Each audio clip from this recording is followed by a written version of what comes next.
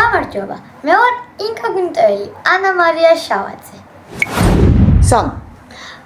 რას გავუძღვები?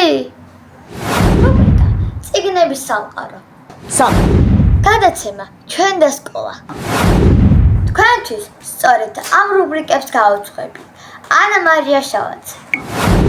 ანუ თავიდანვე თქვენთვის სამი დუბლი რუბრიკებს 3. თქვენთვის სწორედ ამ რუბრიკებს გავუძღვები ინკოგნიტოელი ანა მარია შავაძე.